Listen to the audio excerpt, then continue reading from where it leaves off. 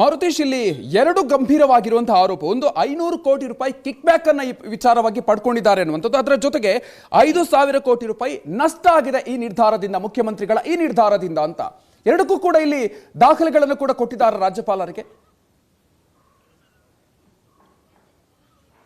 ಖಂಡಿತ, ಯಾಕೆಂದ್ರೆ ಯಾವ ದಿನ ಮುಖ್ಯಮಂತ್ರಿಗಳು ಗಣಿ ಲೈಸೆನ್ಸ್ ಅನ್ನ ತರಾತುರಿಯಲ್ಲಿ ನವೀಕರಣ ಮಾಡಿದಾರೋ ಅದು 2015 ಜನವರಿ 12ನೇ ತಾರೀಕು. ಅದಕ್ಕೂ ಮುಂಚೆ ಮೈನ್ಸ್ ಅಂಡ್ ಮಿನರಲ್ಸ್ ಆಕ್ಟ್ ಗೆ ತಿದ್ದುಪಡಿ ಮಾಡೋದಕ್ಕೆ ಮತ್ತು ಅದನ್ನ ಸುಗ್ರೀವಾಜ್ಞೆಯ ಮೂಲಕ ಜಾರಿಗೆ ತರೋದಕ್ಕೆ ಕೇಂದ್ರ ಸರ್ಕಾರ ಮುಖ್ಯ ಕಾರ್ಯದರ್ಶಿಗಳ ಜೊತೆಗೂ ಕೂಡ ಒಂದು ಸಭೆ ನಡೆಸಿ ಸುಗ್ರೀವಾಜ್ಞೆಯಲ್ಲಿದ್ದ ಅಂಶಗಳನ್ನ ವಿವರಿಸಿತ್ತು. ಅದಕ್ಕೆ ರಾಜ್ಯ ಸರ್ಕಾರ ಕೂಡ ಆ ಸಭೆಗೆ ಸಮ್ಮತಿಯನ್ನ ಸೂಚಿಸಿತ್ತು. ಪ್ರಮುಖವಾಗಿ MMRD ಆಕ್ಟ್ ನಲ್ಲಿ ಬದಲಾವಣೆ ಮಾಡಲಿಕ್ಕೆ ಹೊರಟಿದ್ದು ಏನು, ಯಾವುದೇ ಗಣಿ ಲೈಸೆನ್ಸ್ ಗಳನ್ನ ಏಕಾಏಕಿ ನವೀಕರಣ ಮಾಡಬಾರದು.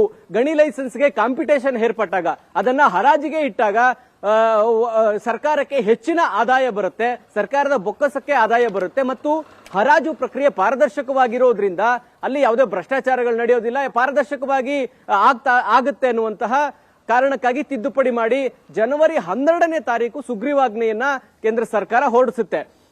ರಾಜ್ಯಪಾಲರ ಅಂಕಿತ ಹಾಕೋದಕ್ಕೂ ಮತ್ತು ಅಧಿಸೂಚನೆ ಆಗುವ ಮುನ್ನ ಯಾವತ್ತು ಸುಗ್ರೀವಾಜ್ಞೆ ಹೊರಡಿಸ್ತಾರೋ ಅವತ್ತಿನ ದಿನವೇ 6 ಗಣಿ ಲೈಸೆನ್ಸ್ ನವೀಕರಣ ಆಗುತ್ತೆ.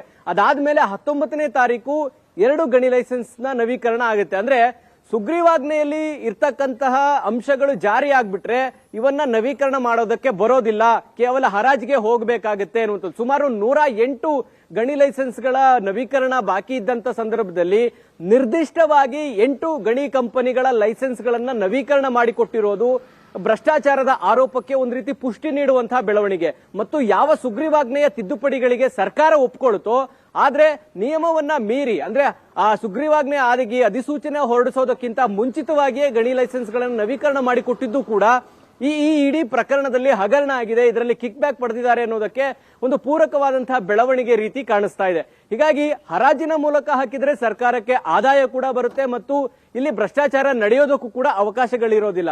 ಅದನ್ನ ಮೀರಿ ಏಕಾಏಕಿ ನವೀಕರಣ ಮಾಡಿಕೊಟ್ಟಿದ್ದು ಭ್ರಷ್ಟಾಚಾರ ನಡೆದಿದೆ ಅನ್ನೋದಕ್ಕೆ ಪೂರಕವಾಗಿರ್ತಕ್ಕಂಥ ಮಾಹಿತಿ. ಆ ಕಾರಣಕ್ಕಾಗಿ ಗವರ್ನರ್ಗೆ ಆ ಎಲ್ಲಾ ದಾಖಲೆಗಳನ್ನು ಕೂಡ ಸಲ್ಲಿಸಲಾಗಿದೆ. ಯಾವ ಸುಗ್ರೀವಾಜ್ಞೆಯನ್ನ ಕೇಂದ್ರ ಸರ್ಕಾರ ತಂತೋ ಅವತ್ತಿನ ದಿನವೇ ಲೈಸೆನ್ಸ್ ಮಾಡಿಕೊಟ್ಟಿರೋದನ್ನ ಗಮನಿಸಿದಾಗ ಇಲ್ಲಿ ಪ್ರಮುಖವಾಗಿ ಭ್ರಷ್ಟಾಚಾರ ನಡೆದಿದೆ, ಕಿಕ್ ಬ್ಯಾಕ್ ಪಡೆದಿದ್ದಾರೆ ಅನ್ನೋದಕ್ಕೆ ಪೂರಕವಾಗಿರ್ತಕ್ಕಂಥ ಅಂಶ ಇದು. ಮತ್ತು ಯಾವ 8 ಗಣಿಲೈ ಕಂಪನಿಗಳಿದಾವೆ, ಸರ್ಕಾರಕ್ಕೆ ಸುಮಾರು 182 ಕೋಟಿ ಬಾಕಿ ಉಳಿಸ್ಕೊಂಡಿರುವಂತದ್ದಿರ್ಬೋದು, ಇದರ ಜೊತೆಗೆ ಅವರ ಮೇಲೆ ಗಣಿ ಹಗರಣ ಆಗಿದೆ ಅಂತ ಹೇಳಿ ತನಿಖೆ ನಡೀತಾ ಇರುವಂತದ್ದಿರ್ಬೋದು, ಅಂತಹ ಆರೋಪ ಇರ್ತಕ್ಕಂಥ ಕಂಪನಿಗಳ ಲೈಸೆನ್ಸ್ ನವೀಕರಣ ಆಗಿರೋದನ್ನ ಗಮನಿಸಿದಾಗ ಇಲ್ಲಿ ಭ್ರಷ್ಟಾಚಾರ ನಡೆದಿದೆ ಅನ್ನುವಂತಹ ಅನುಮಾನಗಳು ಕೂಡ ಕಾಣುತ್ತೆ. Madhukar, thank you Maruthesh ಡೀಟೇಲ್ಸ್ಗೆ.